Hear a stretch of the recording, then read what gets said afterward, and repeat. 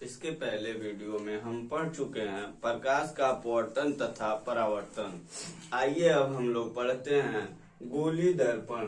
जैसा कि हम लोग जानते हैं गोली दर्पण नाम से ही स्पष्ट होता है कि गोली दर्पण कोई गोले का ही कोई पार्ट होता है। जैसा कि डिफिनीशन हम यहाँ पे दे दिए हैं, ऐसे दर्पण जिसका परावर्तक पृष्ठ गोली होता है। गोली मतलब इन द सेंस एक गोला आकार में, जैसे कि एक गोला कर सकते हैं, गोला आकार में हो सकता है और गोली दर्पण कहलाता है। गोली दर्पण दो प्रकार का होता है। गोली दर्पण दो प्रकार का होता है। पहला होता है अवतल दर्पण। अवतल दर्पण इंग्लिश में होता है कॉनकेव मिरर, और दूसरा होता है उत्तल दर्पण जिसे हम कॉन्वेक्स मिरर कहते हैं। अब आइए हम अलग अलग अवतल दर्पण और उत्तल दर्पण समझें।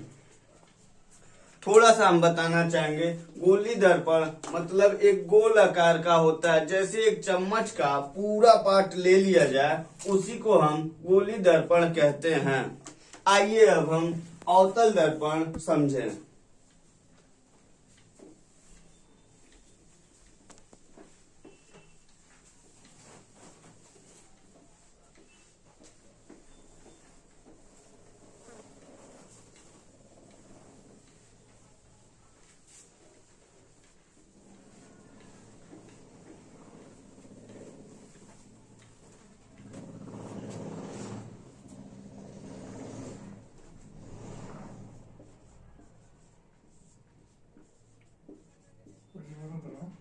अवतल दर्पण। अवतल दर्पण मतलब एक हम गोला ले लेते हैं,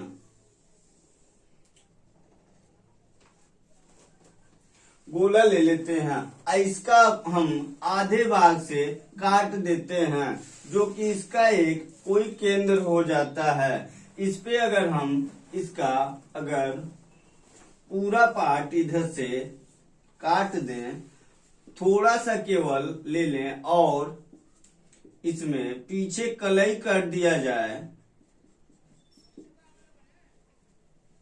इसको मुख्य अक्ष भी बोलते हैं।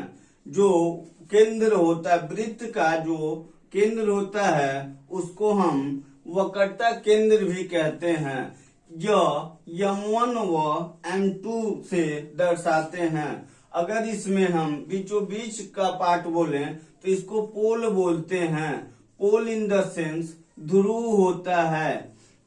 और बच्चे हमेशा कंफ्यूजन में रहते हैं कौन उत्तल दर्पण है, कौन अवतल दर्पण है। तो आइए हम इजीली समझते हैं अवतल दर्पण कैसे पहचाने। जैसा कि नाम से ही है अव मतलब अंदर की तरफ झुका हो, मतलब जिसका तल अंदर हो, उसे हम अवतल दर्पण कहते हैं। हमेशा परावर्तक यह अंदर से ही होता है। जैसे कि मान लिया जाए अगर कोई मुख्य अक्ष के समांतर कोई प्रकाश किरण डाला जाता है, तो यह परावर्तित होके मुख्य फोकस से होते हुए यह अनंत पर चला जाएगा। फिर नीचे से अगर कोई प्रकाश किरण मुख्य अक्ष के समांतर डाला जाए, तो यह फोकस से होते हुए अनंत तक चला जाता है। इसे हम अवतल दर्पण कहते हैं। इसे हम आसानी से ऐसे पहचान सकते हैं, जिसका परावर्तक तल अंदर की तरफ होता है, उसे हम अवतल दर्पण कहते हैं। बच्चे यहीं पे कंफ्यूज होते हैं, अवतल दर्पण किसे कहते हैं, उत्तल दर्पण किसे कहते हैं। तो हम ऐसे पहचान सकते हैं जो कि अ से शुरू होता है, मतलब जिसका तल अंदर की तरफ हो, परावर्तक तल अंदर हो, उसे हम अवतल दर्पण कहते हैं। इसी प्रकार अब हम उत्तल दर्पण पढ़ते हैं।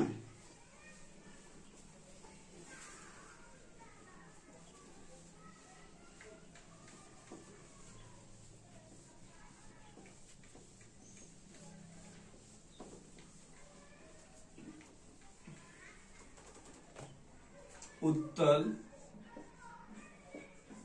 दर्पण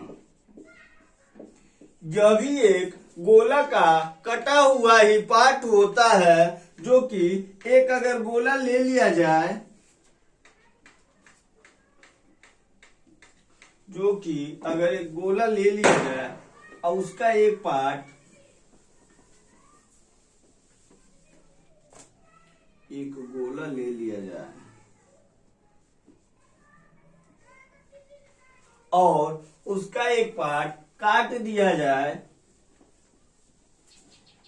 और इसके पीछे हम कलई कर दें, जैसा कि हम कलई लगा रहे हैं, इसमें भी एक मुख्य अक्ष होता है जो कि इस पूरे वृत्त का केंद्र होता है,